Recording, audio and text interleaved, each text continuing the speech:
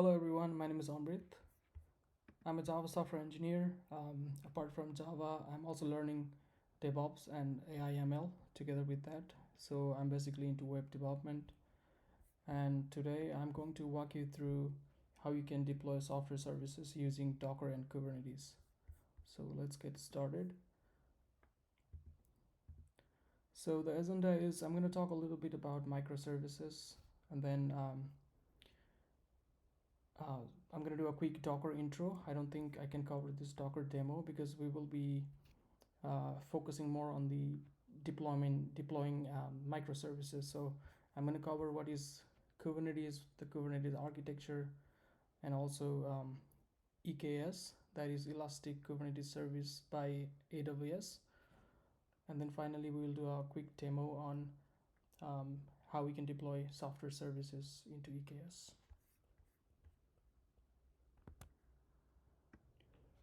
Okay, now let's talk about monolithic architecture versus microservices architecture. So typically monolithic application has a single code base, and typically they consist of three layers. For example, the UI layer, business logic, and the data access layer. So these all are contained in one executable file, for example, a jar file. And then this entire application is developed and deployed and also scaled as a single unit. So we're going to have multiple modules within these layers, and then one single database to talk to. Then when we build this application, we can create one executable file which we can deploy. So this is a monolithic architecture. However, microservices architecture is basically an application that is composed of multiple microservices. So these are multiple small independent services, and each of these service is responsible for a specific functionality, and they can be deployed, developed, or scaled independently. So these services communicate with each other through APIs, typically over HTTP or messaging system like Kafka or RabbitMQ. And then one main difference that we can see is each of these services have their own database. So unlike monolithic, microservice application have their own databases. So these are the differences between monolithic and microservices architecture. Now, one main difference is that the microservices architecture is basically loosely coupled services. These services are not coupled, or they are not closely dependent on each other. So however, this is not the case in the monolithic architecture. Okay, so in the case of microservices, since we're going to have multiple services talking to their own database, so how are we going to deploy this? So we're going to create one artifact out of each of these services. So how do we make sure each of these services talk to each other and contribute to the application? So this is where Docker comes into picture. So Docker is basically an open source platform that automates the deployment, scaling, and management of applications within lightweight and portable containers.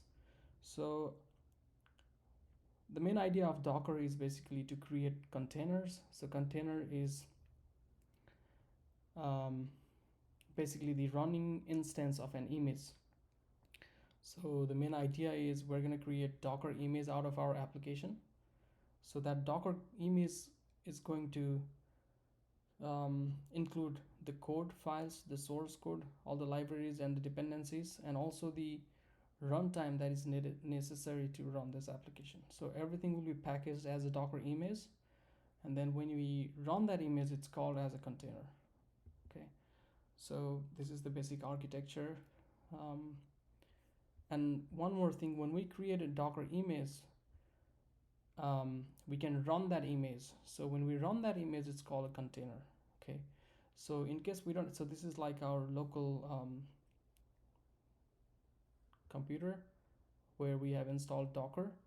So if we don't have these images locally, we can pull these images from Docker registry, for example, Docker Hub.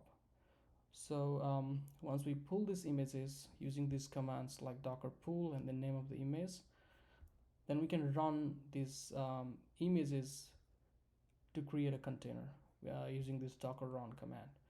So this is the basic Docker architecture, and the workflow basically is we're going to have a Docker file in our application, and then that Docker file is basically contains the instructions on how we want to Dockerize our application. So um, by Dockerizing an application, I mean how do we want to create Docker image out of our application.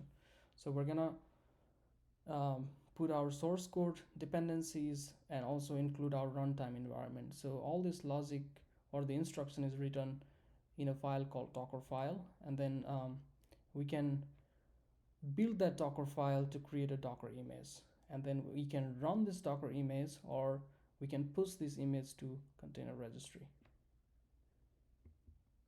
So one problem that we have is some applications running on one machine and it's failing on the other machine. So this is the problem the Docker is trying to solve. So basically this is going to ensure that application can run consistently across different environments, from developers laptop to cloud servers, because Docker images are going to contain everything that is necessary to run a system or an application. So from the source code, libraries, dependencies, and also runtime environment. Okay, so in the next part we're going to cover Kubernetes architecture and components. Before we jump and talk about Kubernetes architecture and what it is, let me take you back to one repository here. So this EKS microservices deployment is the repository that has everything that I'm going to cover as part of this demo. So if you want to learn more about Dockers, you can check this document. And if you want to learn more about Kubernetes, so there is a document for Kubernetes as well. And let's go to here, and let's see one microservices application. So this is one of the microservices application that is given by Google Cloud Platform. So let's go down here and see the architecture. Okay, so whenever the user makes a HTTP call to the front-end application, the front-end application is basically going to talk to all these back-end services depending on the application functionality. Okay, so all these rectangular shapes represent a service or a microservice, and typically they are supposed to have their own database, but in this case we don't have it, so let's ignore that part. Okay, so these are all these independent microservices. Now, so where does Kubernetes comes into picture? That's what I'm trying to talk about. Okay, so now we know Docker. We can Dockerize each of these microservices, right? We can create a Docker image, and then we can push that image to Docker Hub, for example. But let's say this ad service is having maximum number of traffic. Let's say the request coming to ad service is too much. So in that case, this service might crash. So we want to make sure that we have multiple instances of these ad services are running in the production environment. Also, let's say we make like 3 instances of ad services running in the production environment every time. So that is called scaling up. So another scenario might be, let's say we have a recommendation service that has 5 instances currently running, and then the requests coming to recommendation services are gradually decreasing. So in that case, we want to decrease the number of instances running in the cloud, because we don't want to consume a lot of resources whenever it's not necessary. So that is the idea. So how do we scale these things up? How do we scale these services down? How do we automate this process? What is the tool that is going to help us in this process? So so that's where Kubernetes comes into picture. And also Kubernetes helps us manage and maintain all these services um, when it comes to deployment. Okay, so let's talk about Kubernetes architecture now. Okay, so I'm going to put this on slide. So okay, so we're going to cover a few of these things here that is necessary as part of this demo. So let's see here. So what is Kubernetes? It's an open source platform designed to automate deploying, scaling, so that's what I just talked about, and then operating containerized applications. So it provides a framework to run distributed systems resiliently, handling, scaling, failover, and deployment patterns for applications. So one of the major features of Kubernetes is it helps you in deploying multiple applications or containerized applications. Also, it supports scalability and self-healing. So scalability is something we just talked about. So automatically scaling up or scaling down the services based on demand. Okay, so we're going to cover how this works later in the demo part. So another important feature of Kubernetes is self-healing. So in case of some services crashing, we can automatically spin up another service. Okay, so that is self-healing. So these are the major features provided by Kubernetes. Now let's go here and talk a little bit about Kubernetes architecture. So Kubernetes architecture basically consists of two different sections here. You see the Kubernetes master and then the Kubernetes worker nodes. Okay, so the master component and the node components. So node components can be more than one, but then the master component is just one. Okay, so when we talk about this Kubernetes master, this is also known as the control plane. So basically this is going to make global decisions about the cluster. Now when we say cluster, a cluster is a combination of a master component and the worker components. Okay, so for example, this master component is basically responsible for detecting and responding to cluster events. For example, when to start a new pod, you know, things like that. So before that, let's cover about what is a pod first, right? So let's talk a little bit about this. Let's start with the master node first, okay? Or we can start with the worker node. Okay, let's go with the worker node. So if we go to worker node, so we have something called, so this is a worker node. So when you say node, it basically means a virtual machine, right? So we have something called kubelet here. So kubelet is basically the agent that runs on each of these worker nodes. So if you see here on worker node 1, there is kubelet, and also worker node 2, there is kubelet. So if we have 5 worker nodes, there's going to be one kubelet agent running in each of these worker nodes. Okay, so basically the idea is kubelet is going to communicate with the master node. Okay, and then it manages the state of the nodes, ensuring these pods are running and these pods are healthy. Okay, now another component you see here is a Docker component. So this is a container runtime. So this can be replaced by any other container runtime. So one of the most popular container runtime is Docker. So we're using Docker here. Okay, so another one is kubeproxy. So kubeproxy is basically a network proxy that handles routing and load balancing of the services within the cluster. So we're going to cover what service is later on. Basically it maintains the network rules and enables service discovery. Okay, so we don't have any services as of now in this image, but we're going to cover what services are later on. Okay, now another important thing is we have something called pods here. Okay, so pod are the basic unit of deployment in Kubernetes, and then they encapsulate one or more containers. So if you see here, usually a pod has one container, but it can have one or more containers. So there are 3 pods, and pod 1 has 2 containers running, while pod 2 has 3 containers, and pod 3 has 1 container in worker node 2. Okay, while the case is slightly different in worker node 1. Okay, so that is basically the worker node architecture. Now let's talk about the master node architecture.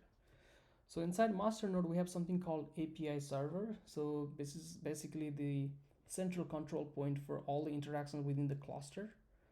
And this exposes the Kubernetes API and handles request coming from the user. So usually the user will use some commands like kubectl. It's a CLI. So the requests that are coming from the user are going to be communicated through API server.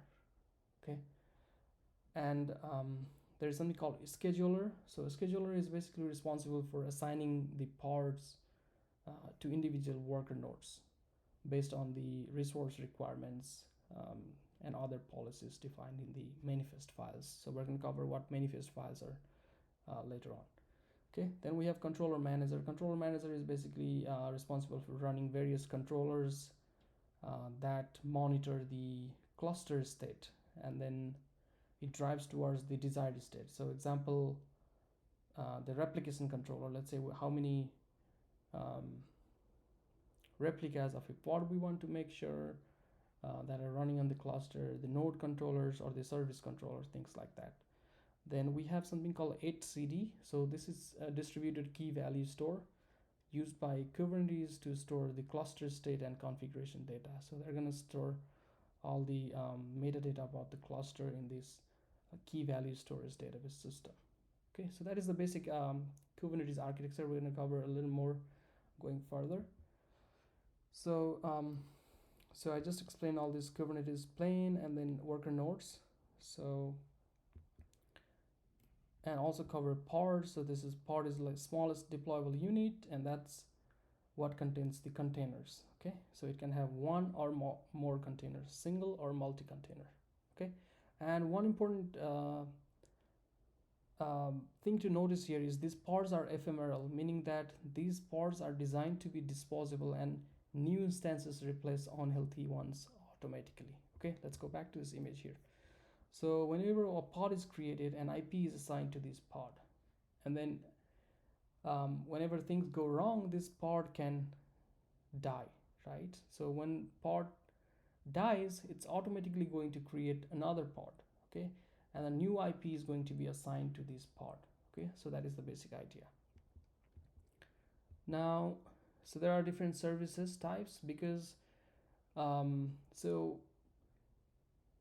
since these pods are ephemeral, so there is no way we can access these pods with their IP because this IPs keeps changing, right? Once the pod dies, a new pod is going to come up with a different IP. So there is no way we can keep track of all these pods dying and coming up, right?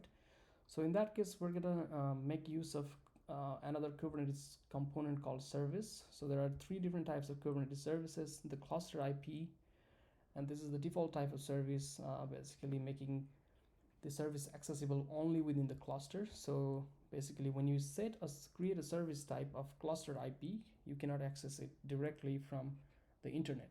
Okay, now another one is node port. So node port basically exposes the service on the node's IP. Okay, and there is another one, load balancer. So this basically exposes the service externally using a cloud provider's load balancer. So whenever we create a service with the type load balancer, it's going to connect to the cloud provided load balancer, and then we can make requests to the load balancer API, which is going to communicate to the container. Okay, that is it. Now, okay, this is a Kubernetes cluster basically. So if we see here a deployment, okay, so deployment is another component in Kubernetes. So this basically is a abstraction over pods and replica set. Okay, so a pod and a container. So there is a pod and a container, right? And so what we can do is we can expose these pods with the help of service. And then there is one more component called ingress, which we are not going to cover as part of this demo. But this is like a routing configuration. So whenever a request comes to this ingress, how do you route your traffic? How do you make sure your request goes to a particular pod or a container? So this is where you can configure all these things. Okay, so there are other important Kubernetes components. So you can go back and check this document I put in this repository if you want to learn more about what all these components are. Okay, now there is one more component called namespace.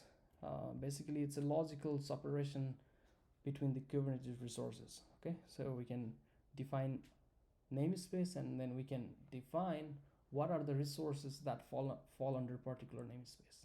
Okay, and there is one, if you don't specify any namespace, this resources is going to have a namespace called default. Okay, that is the default is the default namespace, right? So the same thing. Okay, we are actually having the same information repeated here. All right, so this is the Kubernetes architecture. Now, okay, let's talk about EKS. Now, this EKS is basically a Kubernetes service managed by AWS. Now, this is where we're going to be deploying our microservices to. Okay, so in case of EKS, we don't have to worry much about this control plane. So this is fully managed by EKS, but then we create worker nodes. Okay, this EC2 instances we're going to create, and then we can deploy our microservices into these clusters. Okay, so that is the basic idea of EKS. Now you can go through these slides or read more about what EKS online. Now let's go down here, see more slides. Okay, now let's talk about deployment workflow for microservices. Okay, for this demo. So let me take you back to this repository here. Okay, so this is the repository we're going to make use of. Okay, and we are going to deploy all these microservices, and then we're going to have one front end that is going to expose a service of type load balancer. So that's going to connect to the cloud service load balancer, and then we can, if we make a request to that IP address, we can actually talk to these microservices. So that is the plan. Okay, now so for that we need a few things. Okay, so let's go back here and understand the deployment workflow for microservices first of all. Okay, so we have all these microservices here. So these are all the microservices here. Let's say we have 10 microservices, and then these microservices are already Dockerized, and then the images are pushed in GCP container registry. Okay, so we have everything ready up to here. Now what we need to do is we need to create a EKS cluster. So we're going to sign up to AWS, create an EKS cluster with probably 3 or 4 nodes, and then we're going to write our Kubernetes deployment files and then apply that to create the Kubernetes resources. Okay, so that is the main idea. So now let's see what we have down here. Okay, so in order to create a cluster, so there are a few things. Okay, so for that, let's go back here and go to the same repository I talked about before. Okay, so there is a few setup required in order to create a cluster. So before we're able to create a cluster, we need to do a few setup. So I'm going to walk you through this setup first of all, and then we can start creating cluster. Okay, now before we create a Kubernetes cluster on EKS, so we need to have a few things. Okay, we need to set up we need to install EKS CTL, and then we need to also install AWS CLI so that we can communicate from our local computer to the AWS resources. So also we need to configure our AWS credentials. Okay, so that is needed for authentication to AWS resources, right? So let's go down here and see the setup part. So how do you install EKS CTL on Mac? Okay, before that, let's click here and see what EKS CTL is. Okay, so this is the official CLI for Amazon EKS. Now it's a simple CLI tool for creating and managing clusters on EKS, okay, which is Amazon managed Kubernetes service. Okay, so basically if we want to create and manage clusters on EKS, we can use this tool called EKSCTL. Okay, so how do you download this? So if you have brew installed as a package manager, you can run these commands and install that. Okay, for mine I have already installed. Okay, so just to verify, we have the EKSCTL running, so I can say EKSCTL and then version. So whenever I type this, if you see this version, that means we're good. Okay, now the next thing, let's go back to this repository again and see the next step. Okay, the next step is install AWS CLI. Okay, now okay, so we need to install AWS CLI. So if you click here, so this is going to take us to this page where you can see how instructions on how to install AWS CLI for different operating systems. Okay, so for Mac, so I followed these steps given here, and to verify that I have correctly installed this, I can do AWS version, and then this is going to print something like this. Okay, that means I do have everything configured correctly. Okay, let's go back here again, and the next step is we need to have AWS credentials configuration. Okay, so for that we will need the AWS access key and then secret key.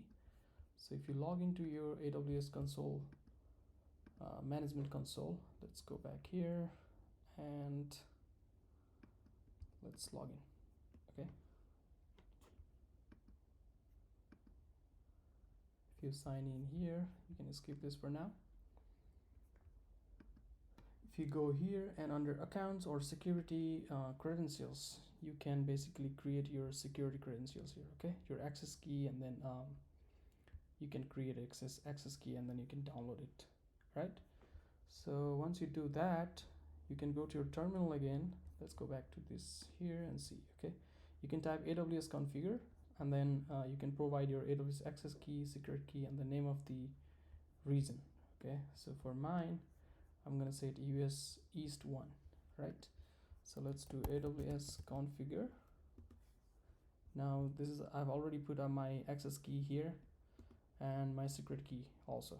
Okay, so and my region is also already configured, and the default output format, I'm just gonna press enter. So the default output format is JSON, so it's gonna give us the response in JSON format.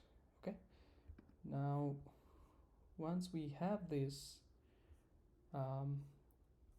setup done, we can go ahead and create a cluster now. Okay, let's go back to the slide again and see the command for creating an EKS cluster. Okay, so this is basically the command for creating an EKS cluster. Okay, so EKSCTL, and then okay, with EKSCTL, one more thing I forgot to show. So one second, clear. So EKSCTL is used for creating a cluster. Then how do you communicate with the cluster? So for that we need something called kubectl. Okay, so when you install EKSCTL, kubectl automatically gets installed on your machine. So if you have something like this, that means we're good. Okay, so kubectl is for connecting to the cluster, and EKSCTL is for creating a cluster. Okay, just wanted to make things clear on that part. All right, so EKSCTL create cluster, and then we can provide these parameters. Okay, the name of the cluster. So this is the name of the cluster we want to create, and then the version, Kubernetes version. Where do we want to create, on which region of AWS we want to create our cluster? Okay, and then we can give the worker nodes some name. Okay, Linux nodes, and then so that we can choose what type of EC2 instance we want to use as our worker nodes. So there are various types of EC2 instance, you can check them online, and how many instances do you want. So this is the command you can type from your terminal in order to create a EKS cluster. So this is one way you can do it, but in the real time, so this is not recommended. Okay, so people usually create a file, something like cluster-config.yaml, and then they write all these things in a file. Okay, so all these details are going to be written in a file, and then we can run this file to create a cluster. Okay, so let's go back here again and see here. Okay, so I have already written this cluster config.yaml file. So what I'm going to do is I'm going to, let's go here, let's go to code here. I'm going to go here and just, okay, let's clone this repository first of all. So let's call it, let's do git clone. Okay, now this is gonna, let's do cd EKS microservices deployment, right? Now if you do code dot, it's gonna open up this,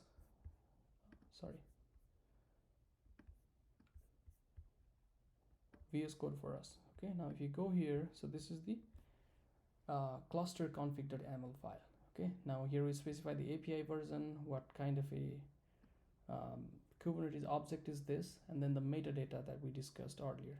Okay, so we can specify the instance type, desired capacity, and minimum size, and also maximum size. Okay, so at max we can have 3, and then we want 3 nodes created initially. Okay, we can play with these numbers.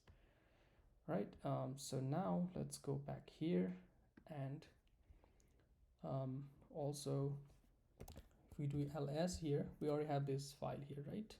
Cluster config.yaml file. So if you go back to this here, now we need to type eksctl create cluster and then the -f and then the path of the file, right? So we can do eksctl create cluster and then -f, then we can do cluster config.yaml. Okay, now I'm going to press enter. Now this is going to create a EKS cluster. Okay, now let's go back to this AWS console here, and in top we can search for EKS. Okay, if we go here, as of now there is nothing, there is no cluster created, right?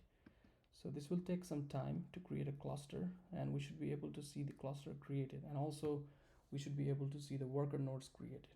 Okay, so this will typically take some time. Usually it takes 15 to 20 minutes of time. In the meantime, we can go and keep checking if it is creating a cluster. Okay, now we can see here. So this is creating a cluster called test cluster, because that's what we defined here, right? If we go to this file again, so this was the name of the cluster we wanted. So this is creating a test cluster.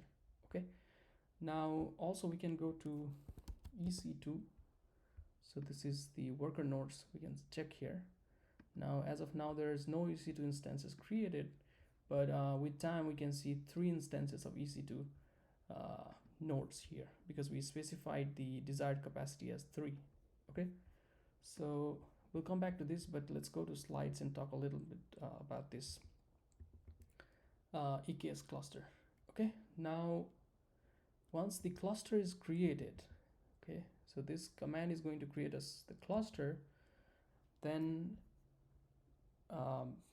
after the cluster creation, a kubeconfig file will be available in this location. Okay, this kubeconfig. Now this file is basically a YAML file that stores information about Kubernetes clusters, user and authentication mechanism, so that we can use kubectl to connect to the EKS cluster. Okay, so let's go back here and understand more things. Okay, so all right, now here, okay, so once we create a cluster, now we'll have something called kubeconfig file in the given location. Okay, and then this file is going to be used by kubectl, which is another CLI tool that can communicate with the Kubernetes API server. This is the master node. Okay, now kubectl is going to talk to the master node or the control plane, and it can deploy our application into the worker nodes. Okay, so that is the main idea. Now let's go back here. So this is the location we're going to check if the metadata about the cluster is available there. Okay, Now go back to this AWS console here, and still it's not showing anything. Okay, it must be probably creating cluster for us. And behind the scene, it's using CloudFormation, which is another service by AWS, in order to create the cluster. So so this is going to take a few more minutes. So I will be back once the cluster creation process is completed.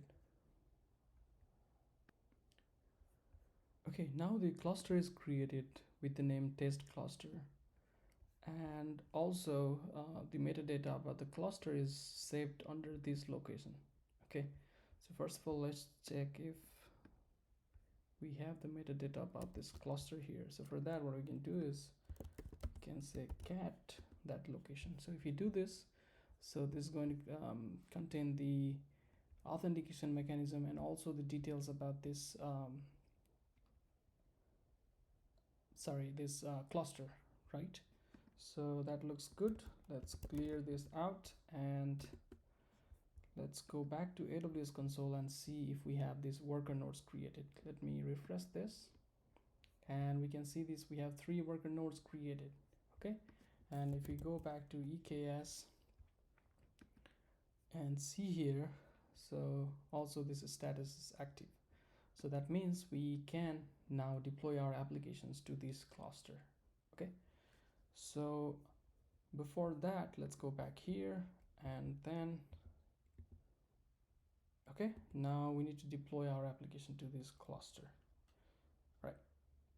So how do we do that? So before that, so we're gonna run the manifest files. Okay, the same like we did for creating our cluster. We're gonna do that for our for deploying our microservices. Okay, so the manifest file for deploying microservices is Kubernetes manifest.yaml file. Okay, so I got this file from the, let me take you back there. Okay, the Google Cloud Platform microservices demo application. I went ahead and checked this release folder, and within that folder they have this file. Okay, so this is the manifest file for deploying all these microservices. Okay, we're gonna take a quick look at how things are working here, but I have already copied this into my repository, so we have everything that is needed under my repository, so we don't have to go back and check on other repositories. Okay, so I have already copied it here, and then since we have opened this repository in our local computer in VS Code, we can check here as well. Okay, so this is the one, Kubernetes manifest.yaml file. Okay, let me expand this a little bit. Now if you see here, so there is a lot of Kubernetes objects. Okay, if you see here, so this is triple dash, so this is basically separating one Kubernetes object from the other. Okay, so if you see here, this is a deployment kind of Kubernetes object, and the metadata about this deployment object, and also these selectors. So basically these selectors, and this is going to be you know, the services is going to use this metadata to select this deployment. Okay, and under the template, so this is where you specify your details about your container or the pod. Okay, now here if you see here container, the details for containers are here, and then the image, under the image section, let's minimize this. Under the image section, if you see here, so this is where, this is the Docker image. Okay, so this is where it's gonna pull this Docker image for email service. Right, so similarly we have all this deployment and service for each of these deployments. Okay, and one thing, let's search here something called load balancer. If you see here, now here, so this load balancer, so this is a service of type load balancer, and this is actually configured for front-end service. Okay, this front-end external is our front-end application, so that is actually exposed with the service type of load balancer. Okay, let's go back here and understand it a little more. Okay, let's go back to this GCP repository here. Now if you see here, so there is something called front-end, right? So this is actually exposed using a load balancer. So that means it's going to connect to the cloud load balancer, and if we make a request to that IP, we can actually make call to this front end application, and internally this front end is going to talk to respective microservices. Okay, that's what we're going to do. But before we do that, we need to deploy our microservices. Okay, now for deploying, we just need to apply this file, okay, in the cluster. So now that we have our cluster ready, let's go back here and do ls. Okay, we already have this file here, Kubernetes manifest file.yaml, right? Now if you okay, before that we need to also verify that we have our worker nodes created. We verified that from this AWS console, because when you do ec2, and then if you go and see the instances, we already have 3 instances running, right? So that means 3 worker nodes are running. You can also check that from here.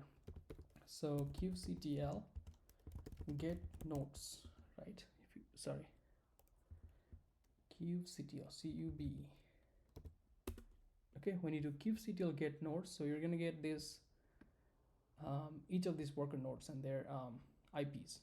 Okay, now, and also the age. So this has been up and running since last 10 minutes. Okay, now that we have our EKS cluster ready, we have our worker nodes already running, we can apply this Kubernetes manifest file to create deployments. Okay, now let's do kubectl. Now before that, let's understand how do you apply this and all that. Okay, let's go back to this here and see some hands-on practices. Okay, now so we did kubectl get nodes, and this already displayed this nodes for us. We already did this. Okay, let's go back here and understand a little bit about Kubernetes manifest files, okay, which we already saw, but let's see the theory. So Kubernetes manifest files is basically the YAML file that we already saw, that defines the desired state of Kubernetes objects such as deployments, services, pods, config maps, and things like that, or other Kubernetes objects or resources. Okay, now these files describe how these objects should be configured, deployed, and managed by the Kubernetes system. Okay, now let's go back here again. Now by applying this manifest file, you instruct Kubernetes to create or update resources according to the specification in the file. Okay, so how do we apply these files? We say kubectl apply -f and then the name of the file, okay, or the location of the file. So after we apply this, then we can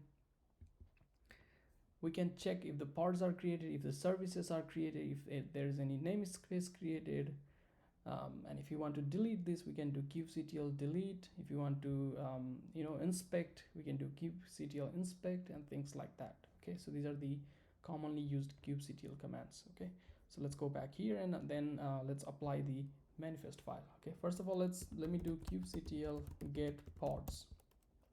So in Kubernetes, you can do either get pods, or you can also do get po. That's the short form for pods. Okay, so if I do get pods, so there is no resources found in the default namespace. Okay, so like I mentioned earlier, if you do not create any namespace, so you're going to have something called default namespace. Okay, and if you do not specify the namespace, so when I say kubectl get pods, so this is equivalent to saying default. Okay, so give me all the pods that are in the default namespace. Okay, so this is equivalent to saying this, right? So let's press that, it's going to give me the same thing, right? So no resources found in the default namespace. Now let's apply this and see if the resources are going to be created. Okay, let's clear this out first of all. Now I'm going to do ls. So this is the file we want to apply.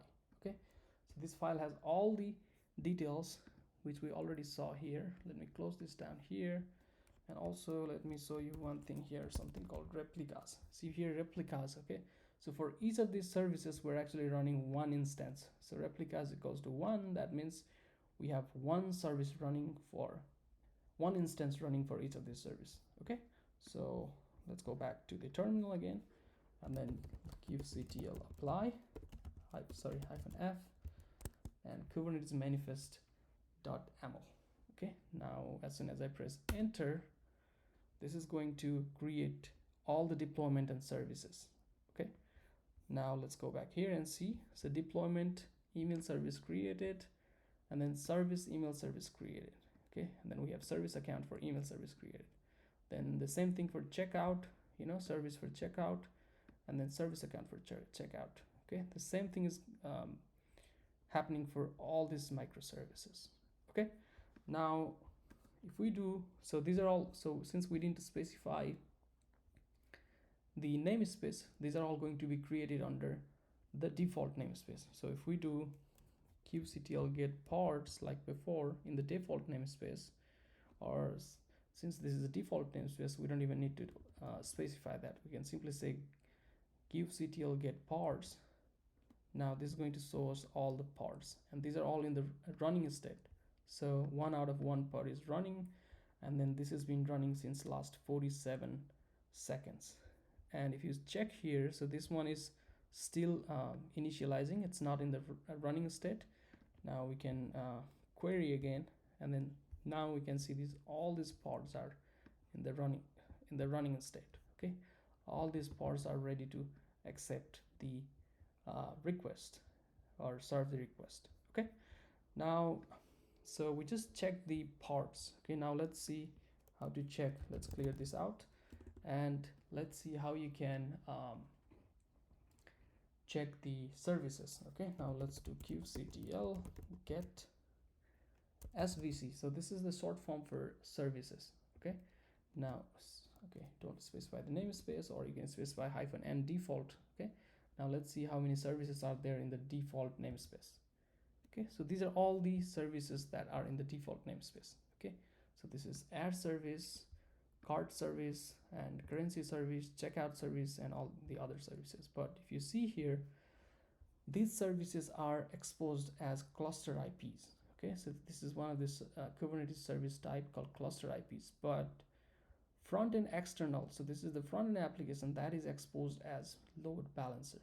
And like I mentioned earlier, so this is going to expose a load balancer, and we can actually access this IP in order to connect to our front end application. Okay, let's try this out. I'm just going to copy this command, this URL, the load balancer URL, and then let's go back to the browser and then paste it there and then enter. Okay, if everything is working, we should be able to access this application just like this. Okay, so this is basically an online boutique application. So this is the same application. Okay, so provided by the Google Cloud Platform. Now you can open this, you can select and then add to cart. You can place order, you can continue shopping and things like this. Okay, so this is the application that is running here. Now this is so it is this simple to get this application running once you have your manifest files written correctly. Okay, now two main things. Okay, let me take you back to these slides here. Okay, so we already know how do you get these powers. Also we can do get namespace. Okay, let's try for get namespace. So if you do kubectl get ns, that is short form for namespace. Okay, so if you do that, you have default namespace. So that's the only namespace. And then there are these 3 namespaces are available by default. We didn't create this. Also, we didn't create the default. So these are all available when we create the cluster. Okay. So later on, when we discuss about service mesh, we're going to create our own namespace as well. Okay. Just to make things clear, I just wanted to show the namespaces also. All right. So that's it. And then if you want to inspect what's happening in each pod, you can do kubectl inspect pod and then pod name. Okay, let's try this one. All right, let's clear this out.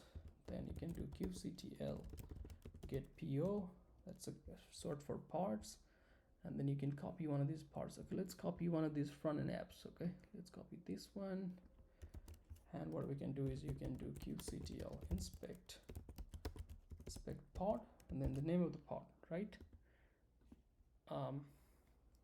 Inspect pod. Okay, something's wrong there. Inspect pod and pod name. Let's see. Inspect is not available. Okay, we can check this online real quick. Let's see. Inspect pods.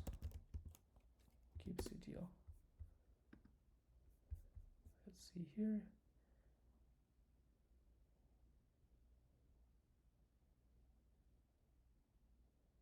Inspect PO, and then yeah, it's working for them, right? Let's try it out for other services. Something's wrong.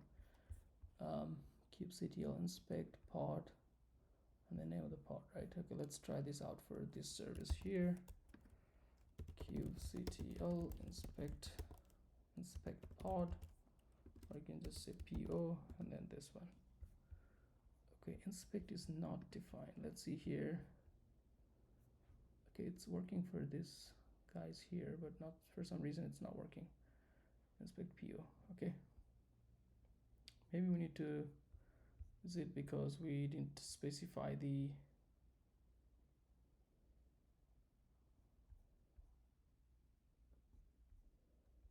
inspect pod and my pod, right? They're actually doing the same thing, but it's not working here. All right, not a problem. Okay, I can come back to this later. I'll check it and I'll update in this video. Now, okay, another thing that, okay, let me take you back to the slide and talk a little bit more about what we have next. Okay, so we already discussed about this, and we already did this. Now, how do you scale applications up, right? Now, so this is the command for deploying, sorry, scaling up, not scaling, microservices deployment. Now scaling up, so this is how you scale your microservices, right? Now let's say get deployments. Okay, let's do kubectl get deployments, or you can simply say get deploy. Okay, so these are all the deployments that we have. Okay, so now we can actually scale up one of these deployments. Okay, let's scale up this card service, for example. Okay, how do you do this? So for that, you need to do kubectl scale deployment, and then the name of the deployment, then -- replicas equals to 3. Okay, as of now, only one instance of this deployment is running, right? Now, how do you scale this up? Let's see. Let's do kubectl scale deployment, or you can say scale deploy, and the name of the service, sorry, what was the name of the service? Card service, and then -- replicas equals to 3. Okay, if we do this, now this is saying that this card service is scaled. Okay, now if we do, let's clear this out. Now if we do get deploy, now this is going to create 3 deployments. Okay, so out of which one is ready. Then if we keep querying, so this is going to be like 3 out of 3. Okay, so this is going to take some time. Now if we go back and say kubectl get pods, okay, now if you say get pods, you can see 3 pods for card service. Initially we had just 1 pod. Since we scaled to 3, so it's gonna create 2 more pods here. So if you see here, the age of this first and the last one is 32 seconds, right?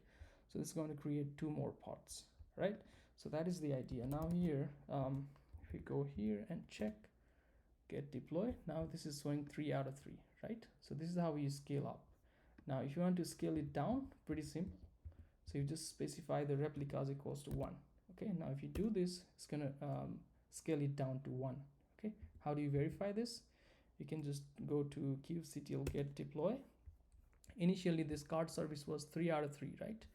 Now card service is 1 out of 1, and if we check the pods as well, let's see, now the card service has only 1 instance, right? Initially it had 3 instances, right? So these are the 2 important now this is one important feature of Kubernetes, the scalability. Okay, so this will help us how we can scale up or scale down these services. Okay, so that's one feature. Now let's talk about another feature that's called auto healing. Okay, now auto healing is in case of something that goes wrong in the pod. Let's say one pod crashes. Now since we have specified replica set as 1, let's go back here. Okay, if you see here, the replicas is 1, so this means at any given time there should be at least one instance of the service running. Okay, there should be at least one pod running at any time. Okay, now let's say something went wrong for some pod, let's say card service. Okay, then Kubernetes is going to automatically create another instance or another pod and then assign a new IP to that. Okay, let's do one thing here. Okay, let's to mimic that something is wrong, something went wrong in the pod, let's delete that pod and see if it's going to create automatically. Okay, let's do clear. Now we can do something like okay, kubectl get po -o white. Okay, if we do this, so this is going to get pods and the output wide. Okay, so wide output is also going to give us the IP of the pod. Okay, so this is a pod and then IP for that pod. So like I mentioned earlier, each pod is going to have an IP assigned to it. Okay, now let's see here, card service. Okay, if you see card service, and this has an IP 192.168.47.15, right? Now I'm going to delete this pod called card service. Okay, once I delete this pod called card service, it's going to delete this one, the existing pod, and then it's going to create a new pod and assign a different IP. Okay, let's check that out, right? So how do you do this? Kubectl, delete pod, and then the name of the pod. Okay, what is the name of the pod? It's card service. Okay, let's go back here and then paste it. Okay, now the card service is deleted, right? Now even if we delete, let's go back and see kubectl get pod,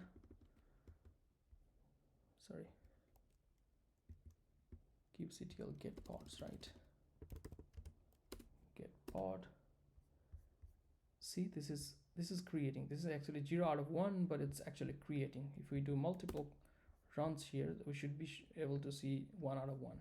Okay, now let's do it again. Okay, there it is. So just deleted card service, but it created a new one. How do we verify that a new one is created? We can check the IP of that, right? So let's go back and check the IP with -o wide. So the output is going to be wide. Now see here, the card service has a different IP. So initially it has 151 at the end. Now it has a different IP. Okay, so this is called the auto healing feature of Kubernetes. Okay, so these are the two major features that I wanted to demo, but there are more features of Kubernetes. There is so much more you can do with Kubernetes, and in the next part I'm going to talk about service mesh.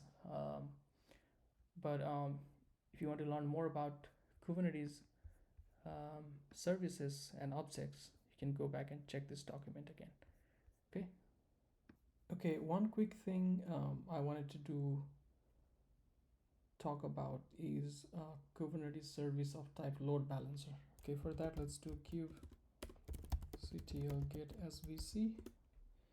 Now if we do this, so these are all cluster IP type services, so we cannot access them from outside the cluster.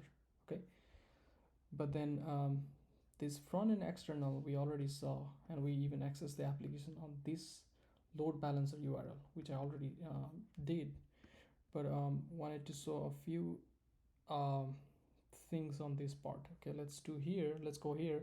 See, this front and external has a service type of load balancer, right? Okay, let's go back here and go to, let's say, KTS service load balancer. Okay, let's go to this official Kubernetes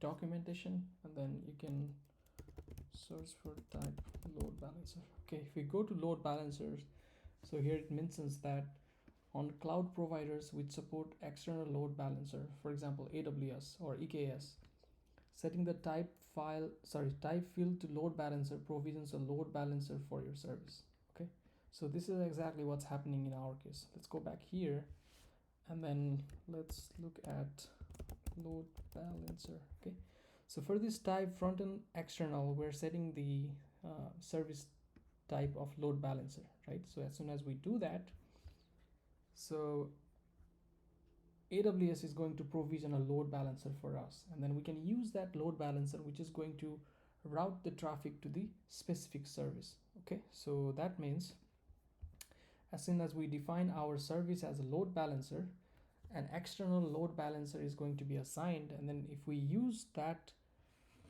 to make requests, it's going to route the load balancer is going to route the request to this service, and finally this service will route the request to the pod, and then we can access our application. Okay, that's exactly what's happening here. Okay, let's go back and I'll show you here. So if you go inside this EC2 dashboard and go down here and check the load balancers, if you see here, so this is the load balancer, it was created. Okay, now if you expand this, and you can see this DNS name for this load balancer, and this is exactly what we use in order to access our application, right? So even if I do this and try to access it, so this is exactly the same one. So that's what's exactly happening under the hood. So that's one thing I wanted to point out there. Okay, before we talk about service mesh concept, so there's a few more things I wanted to cover. So let's go back here, and so yeah, this inspect is not working for some reason, and I figured out that there is another command called describe. Okay, so if we do kubectl describe pod, and then the name of the pod, for example, it's going to describe, or it's going to give us the metadata about that pod. Okay, now let's enter that, and this is what it's going to show us. Okay, so the name, so what namespace is that pod into, service account, and then the IP of the node, like what worker node is that pod running in, start time, things like that, and also the image. See what is the image running in that pod, we can see this here, and the ports, all these ports that are exposed, things like that. Okay, you can get all the metadata about this pod or any other Kubernetes object. So if you want to get, let's say, kubectl get deploy, if you want to get information about this deployment itself, you can do kubectl describe deploy and the name of the deploy. Okay, so this is the this is the description for the deployment called add service. Okay, so this is how we can describe and get information or the metadata about each of these Kubernetes object. It can be a pod, a service, or deployment, or any other kind of Kubernetes objects. Okay, and another thing that I would like to show is, let's do kubectl get pods first of all, and then how can you see the logs that are being generated inside the container. Okay, so let's say these pods, let's say add service. Okay, how can we do this is we can do kubectl logs and then the name of the pod. Okay, if we do this, so these are the logs that are generated. Okay, you can do this for any other pods. Okay, so those are the two things that I wanted to mention before we discuss about the next concept. Okay, now that we have deployed our microservices into EKS cluster, let's talk about the challenges of microservices architecture. So let's see the diagram here. So this is a microservices architecture. Let's say we have 3 pods. Okay, these are pods. The outer container is a pod, and then we have a microservices container running inside a pod. Okay, in each of these pods. So if we see the microservice, so we have the microservices business logic, then we have the communication logic. So this communication logic is basically the logic that defines how one microservice should communicate with other microservice. And then we have a security logic, the retry logic. So in case of microservices failure, how do we want to impose the retry logic? So that's another logic. Then we have the metrics, the tracing, and all this kind of other logics. So it looks like our microservices is overloaded with non-business logic. So Instead, we could only have the business logic in our microservices and make it lightweight. So it would make more sense to take this other non-business logic out of this microservice and then just have the business logic in the microservice. Okay, so that's one of the problems, and the solution to that is service mesh. So basically, in service mesh, they have a concept or the design pattern called sidecar proxy. So basically, if you consider this as a pod, this square as a pod, and then we have a microservice container running inside it, then this microservice container is a motorbike and it has only the business logic. Okay, and the non-business logic is we can inject another container called a sidecar, and then the non-business logic we can write in this sidecar or the proxy service. Okay, so this is a sidecar proxy, and it definitely makes sense to extract out all the non-business logic in a separate proxy service. So if you see here, this sidecar is a separate proxy service that is going to extract out all the non-business logic from the actual microservice. Okay, so that is the service mesh solution. Now let's understand a few more things about service mesh. So once we do this, so within a pod, we're going to have a microservice as one container, and we're going to have another container called a proxy or an envoy proxy that basically is going to have all these non-business logics. Okay, so this is a sidecar proxy. This handles all this networking logic, and also the good thing is that now the developers can focus on the actual business logic for developing the microservices, and they don't have to write all this communication or security logic in each of the microservices, because this is a redundant task, because we need to repeat the same thing in all this microservice.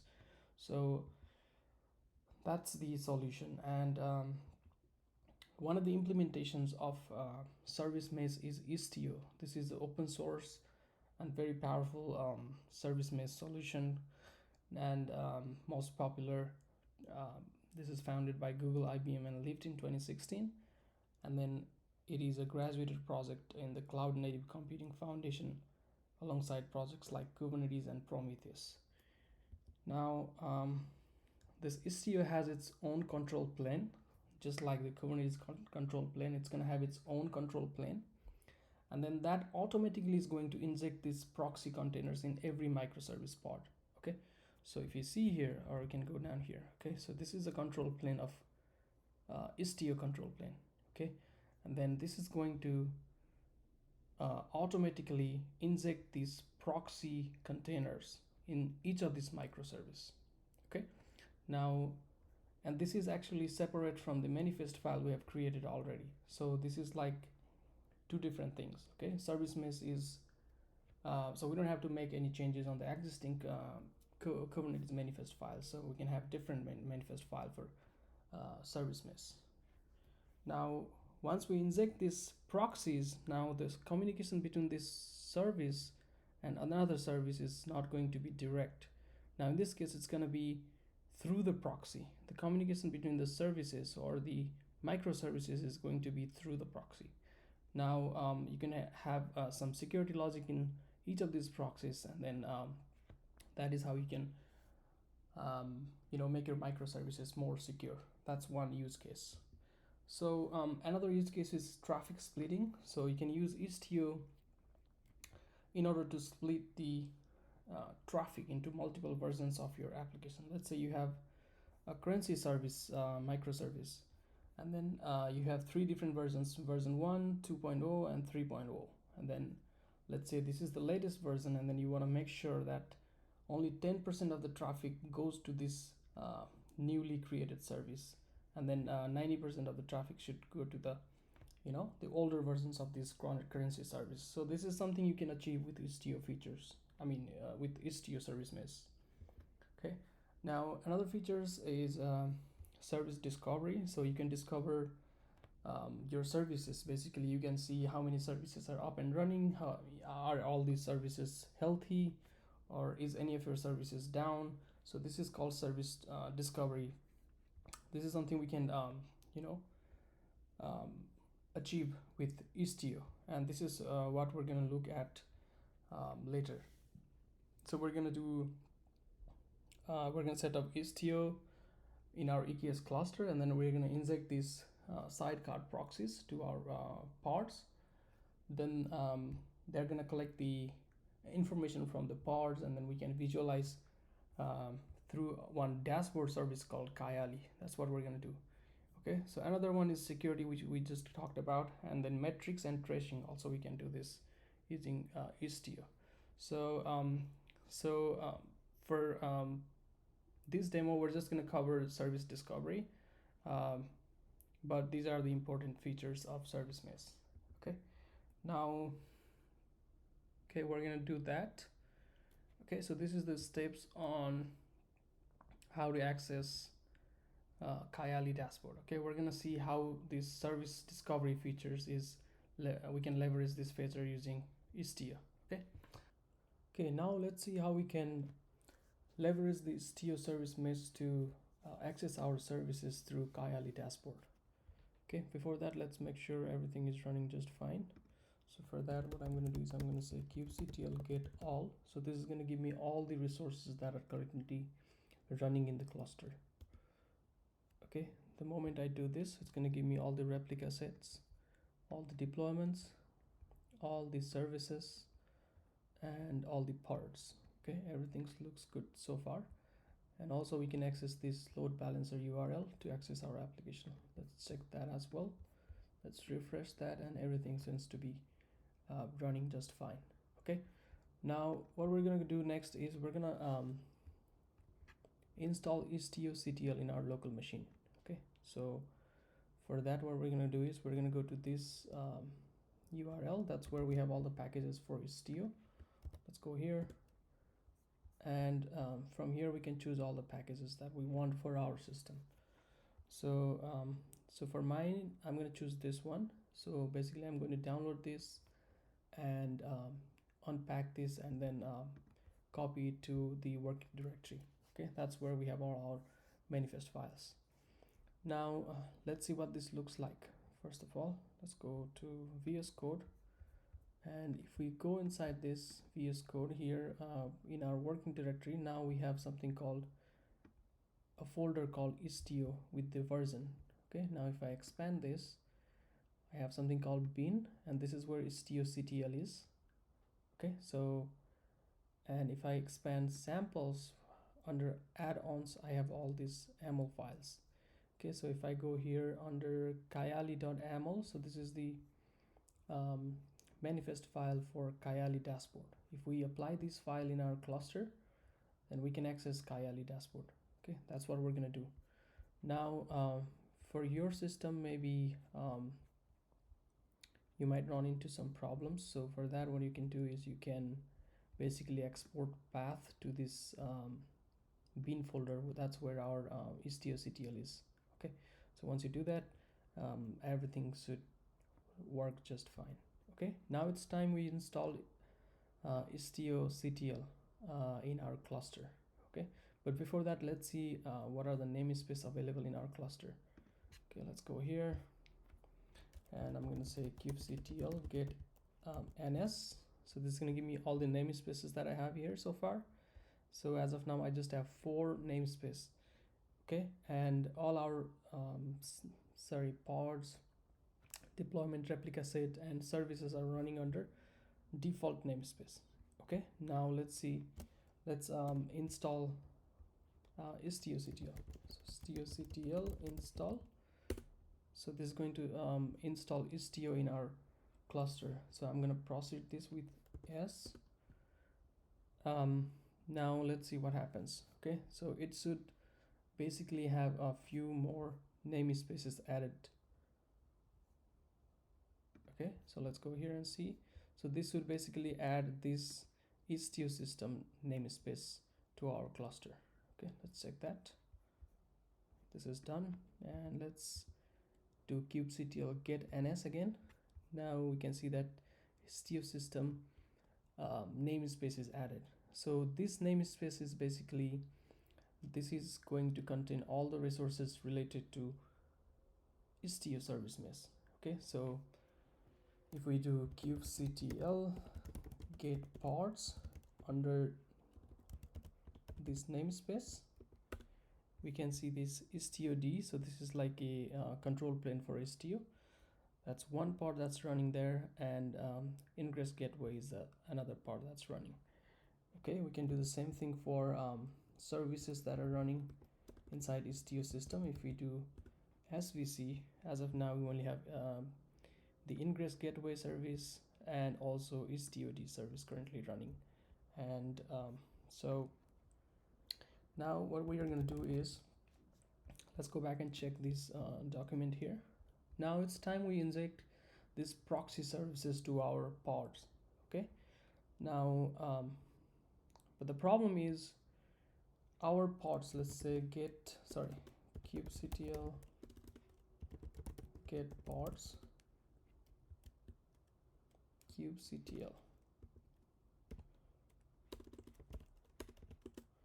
Okay, so these are all the pods that are currently running in our default namespace, and then we have another namespace called Istio system. Right now we need to add label to our default namespace. So if we check the labels that are currently available under default namespace, let's do that. Okay, so for that what we're going to do is kubectl get ns. So if I say kubectl get ns hyphen so label, right? So this is going to show me all the labels that I have here so far. Okay, is this the correct command?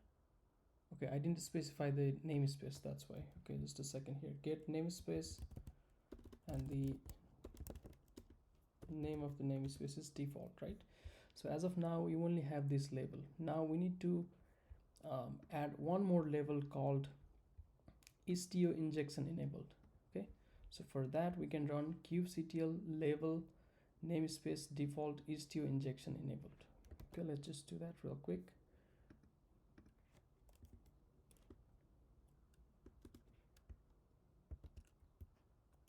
Okay, and this is going to be kubectl label. Okay, the moment I do this and check the labels on default namespace, I'm going to see one more label added here. Okay, now if I do, so let's do kubectl get pods. So right now I just have one container running in my pod. Right now if I reapply this manifest file, I should be able to see two containers running in a pod. Okay, so for that what I'm going to do is I'm going to say kubectl delete everything first of all.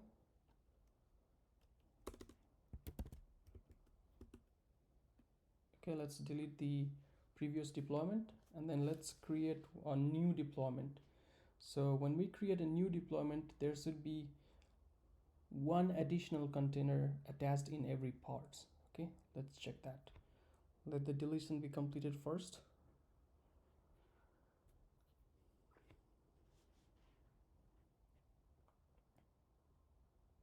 Okay, the deletion is completed. Now let's say, now let's do the deployment again.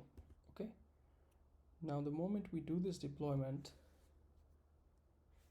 let's check these pods again. Okay, get pods.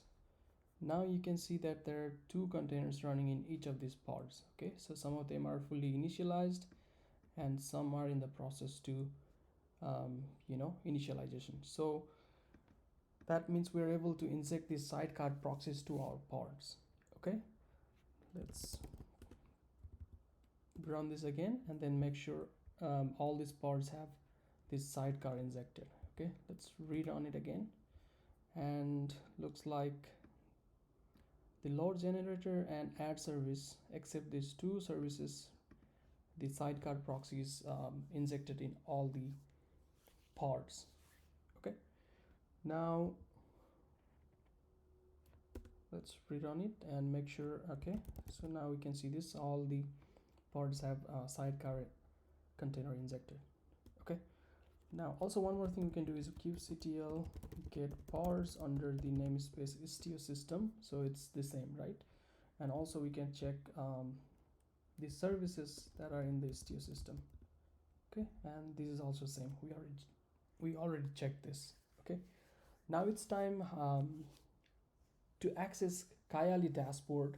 Okay, for that, if we go inside this working directory here under this folder samples add-ons, we see something called Kayali.yaml, and also there are other manifest files for Grafana, Jaeger, and Loki, Prometheus, and things like that. And even inside extras, we have other Jipkins and other configurations. So let's apply these configurations to our cluster so that we can access the services through Kayali dashboard. Okay, so for that, what I'm going to do is I'm going to go back to the terminal, and let's do kubectl. Okay, first of all, let's do cd, or we can do something like this.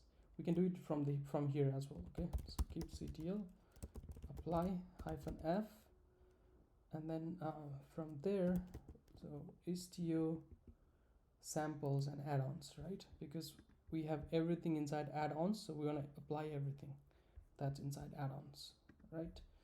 Now the moment we do this and press enter, now this is going to create other service config maps and deployments. Okay, now if we do get services inside Istio system, we're going to have too many services running here. If we do get pods, so initially we just had this ingress gateway and IstioD. Now we have pods running for Grafana, Jaeger, Kayali, Loki, and Prometheus. Okay, now let's check the services inside Istio system. So, and for the services as well, there is a lot of other additional services added. And for now, we're interested to access these services through Kayali dashboard. But if you see here, this service is running on port 20001, and the service type is cluster IP. Okay, because there is no external IP, we cannot directly access this in our local computer.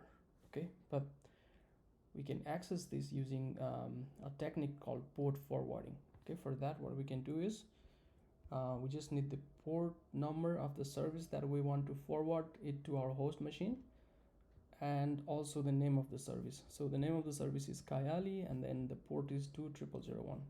So what we can do now is we can say kubectl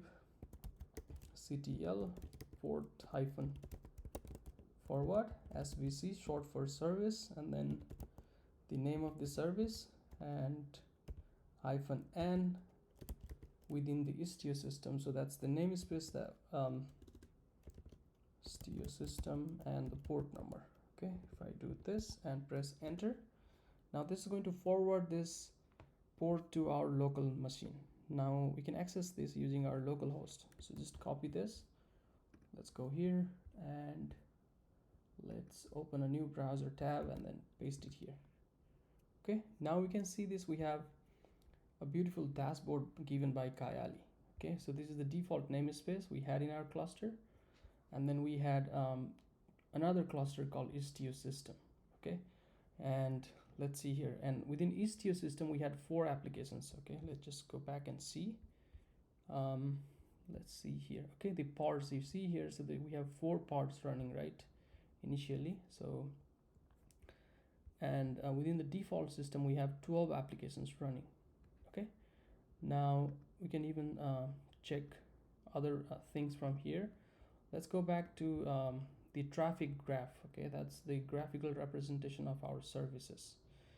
Now so this is, if you put your mouse on top of it, it's going to tell us what service this is. So this is a front-end service, right? And then if we go here, this is add service, and then this one is checkout service. So all these services you can visualize from here. And if we go here and check a few other things here, maybe traffic animation. So this is going to show us how the traffic basically traffic flow happens in our application. So we're going to receive the request here. The load generator is going to generate the load, and then it's going to go to the front end application, and from the front end application, so the traffic is going to go to all these other microservices. So this depends on the logic written in microservices. Okay, so this is really interesting thing. Other than that, so there's so much thing that you can do here. You can also check all these response times, traffic distribution, and all this. So you can play around with all these options available here. And if you go inside these applications here, you can see what is the health of each of these microservices that are running in our cluster. So right now you can see all the microservices and the namespace that the microservices are running in, and the labels. When you write manifest file, so these are the labels we specified, and this can be visualized here. And all these application pods are healthy. So, and from here you can select other things as well. Let's see here, and if I say not present, probably it's not going to show anything, because all the application have sidecar present inside them. Okay, this is how you can sort and filter from here and check if any of your microservices is missing the sidecar proxies. Okay, you can go to workloads and visualize even more features from here. Okay, so let's see here. So this is missing version. Okay, version level is missing, so probably it's talking about the manifest files. And if we go to services again, so this has even more features here. Let's try to see if we can go inside one of the service. And so this is like the tracing, okay, the traffic flow from front end to add service and things like that. Okay, so let's go to Istio config, and from here, let's see. Okay, probably we can give our Istio name and get the details about that. And so this is another representation of our Kubernetes cluster that has Istio D. So that's like a control plane for our Istio service mesh and all other these visualization options that are there. Okay, so this is the brief overview on Kubernetes. So we just looked at one of the features called service discovery using a tool called Kayali. But then we can leverage all other add-ons. So if we go here, since we have applied all these add-ons to our Kubernetes cluster, we can do port forwarding on each of these services and access this in our local machine and check how our cluster is behaving. Okay, so that's about it. And so once we're done, we can basically stop all these services and then delete the cluster. Okay, because these are B-level service. So for that, what we can do is we can do delete the all these Kubernetes manifest files, and then we can also delete the cluster. Okay, so for that, what I'm going to do, go here to our terminal. I'm going to cancel this. Let's do kubectl delete -f kubernetes.yaml. Now this is going to delete all the deployments that are there internally, and then let this complete. And after that, we can also delete the cluster. So in order to delete the cluster, we're going to use the EKS command. So it's the same CLI tool that we use to create the cluster. Okay, so let's give it some time.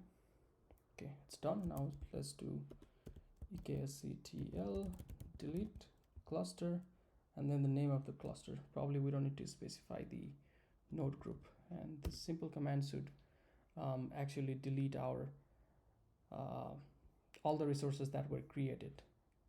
Okay, so that's it for this demo. If you have any questions, just feel free to write your questions in the comment section, and thank you for watching.